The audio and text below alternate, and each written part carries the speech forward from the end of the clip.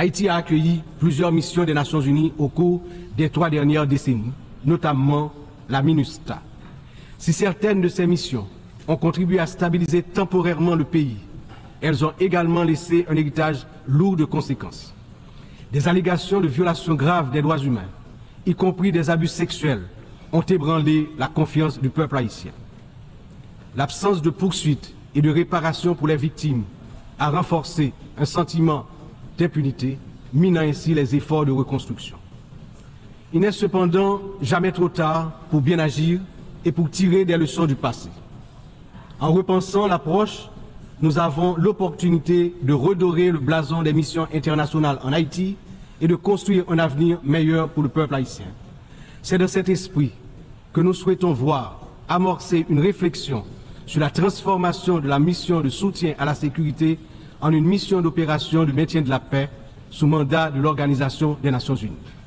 Cette transformation permettrait non seulement de sécuriser un financement plus stable et d'élargir les capacités de la mission, mais également de renforcer l'engagement des États membres en faveur de la sécurité en Haïti. Je suis convaincu que ce changement de statut, tout en s'assurant que les erreurs du passé ne se répètent pas, garantira le plein succès de la mission en Haïti. Excellences, Mesdames et Messieurs, je me tiens aujourd'hui devant cette Assemblée en tant que voix de la République d'Haïti, pays dont l'histoire est inextricablement liée aux idéaux de liberté et de justice que nous célébrons tous ici. Mais Haïti, la première nation noire indépendante du monde, est aussi la grande victime d'une injustice historique qui a non seulement retardé son développement, a aussi marqué son peuple d'un fardeau dont les répercussions se font encore sentir. En 1825, à peine 21 ans après avoir gagné sa liberté au prix d'une lutte héroïque, Haïti a été contrainte de payer une dette colossale à la France, pays colonisateur, en échange de la reconnaissance de son indépendance. Cette rançon imposée sous la menace a siphonné les ressources de la jeune nation, la plongeant dans un cycle infernal d'appauvrissement dont elle peine toujours à sortir. Cette dette a été une forme de punition pour sa hardiesse à se libérer des chaînes de l'esclavage et hisser l'être haïtien à la dignité de l'homme. Elle a été une pénalité injuste qui a asphyxié le potentiel économique et social du peuple noir d'Haïti pendant des générations. Dans le contexte d'aujourd'hui, où plus que jamais, l'attention est portée sur les efforts pour restaurer sans délai la sécurité et répondre aux immenses besoins humanitaires en Haïti, il me paraît important d'attirer l'attention de l'Assemblée sur les séquelles du passé colonial et des rançons payées à certaines puissances qui ont largement hypothéqué le développement d'Haïti. Il n'est pas sans intérêt de rappeler qu'Haïti a été le seul pays à avoir payé pour son indépendance, obtenue pourtant dans le feu et dans le sang. À la veille du bicentenaire de cet événement inédit dans l'histoire du monde, n'est-il pas venu le moment de la restitution des montants consentis? À cet égard, mon pays s'est félicité des propositions formulées par un certain nombre de gouvernements et également certaines agences des Nations Unies pour des actions concrètes en vue de la reconnaissance, la réparation et la restitution des torts du passé.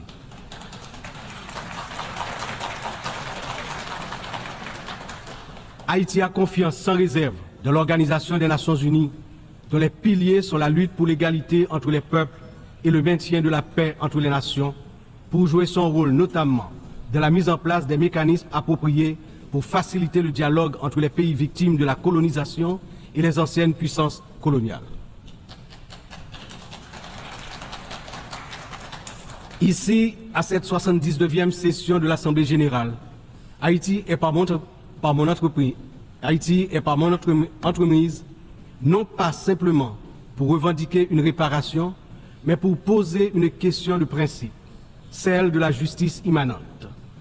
Ma démarche est résolument engagée, structurée et bien documentée. Le Comité national de restitution et réparation, en collaboration avec la Commission des réparations de la CARICOM, a déjà entrepris des travaux exhaustifs sur ce sujet.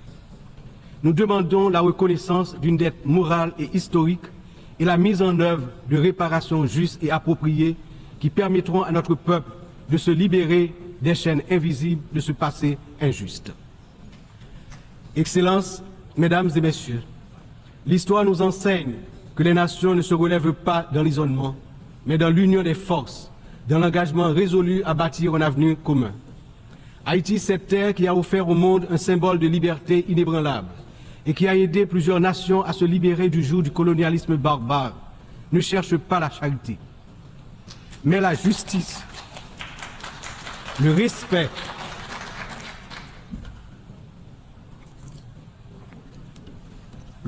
de sa dignité et de son droit à une existence digne et prospère. Les défis auxquels nous sommes confrontés aujourd'hui sont certes immenses, mais ils ne sont pas insurmontables. Il exige de nous tous une vision partagée, un sens profond de notre humanité commune et la détermination à transformer les crises en occasion de renouveau. Chaque nation, grande ou petite, riche ou vulnérable, porte une part de l'avenir collectif entre ses mains. C'est dans cette interdépendance que réside la force véritable du multilatéralisme. Que ce débat général soit le moment où nous réaffirmons notre engagement indéfectible envers la paix, la dignité humaine et le développement durable, car ce que nous faisons aujourd'hui résonnera dans les siècles à venir.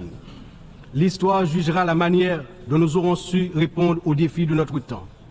Ensemble, dans un esprit de solidarité et de coopération, nous pouvons et nous devons construire un avenir où aucun peuple, aucune nation ne sera laissé pour compte.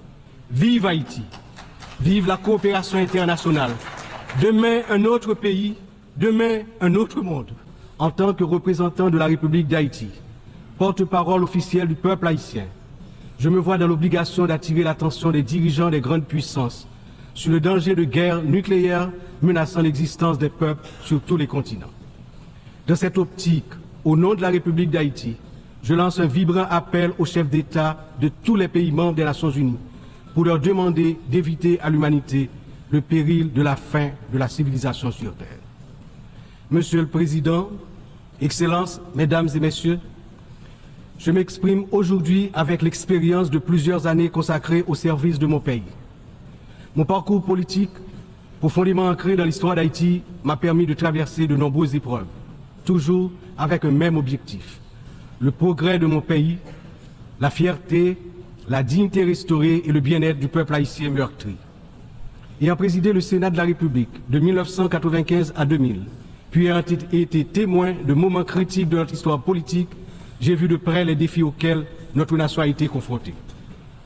Mon engagement politique remonte à une époque où les luttes pour la stabilité et la démocratie étaient omniprésentes. Aujourd'hui, en tant que président du Conseil présidentiel de transition, je me retrouve à nouveau à un moment charnière de l'histoire d'Haïti. Mon parcours m'a enseigné que la résilience et la volonté collective sont les seules voies pour garantir un avenir stable et prospère.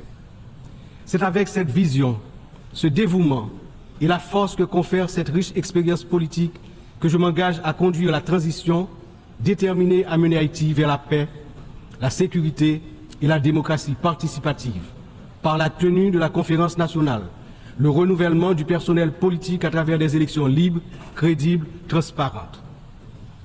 Le peuple haïtien, malgré ces épreuves auxquelles il est confronté, refuse de se laisser submerger par le désespoir. Des défis d'une ampleur sans précédent, une violence dévastatrice, une instabilité politique persistante, une précarité quasi générale et une pauvreté dégradante se posent à son intelligence et à ses capacités d'action. Au milieu de cette tempête, il a compris qu'il lui fallait prendre une décision courageuse, celle de se mettre ensemble, de s'unir malgré les différences profondes pour pouvoir se relever et se mettre en marche, en toute confiance, vers la sortie de la crise multidimensionnelle qui l'afflige depuis déjà trop longtemps.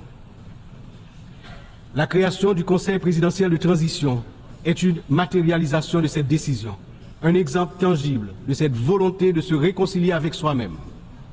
Ce Conseil qui rassemble organisations de la société civile et toutes les tendances politiques du pays est le fruit de longues négociations. Il incarne la pluralité de la société haïtienne. Sa feuille de route est claire: restaurer la sécurité publique, organiser des élections libres, transparentes à la fin de l'année 2025 rétablir la confiance dans les institutions de l'État. Pour y parvenir, nous, responsables au plus haut niveau de l'État, savons que nous aurons besoin du soutien de la communauté internationale.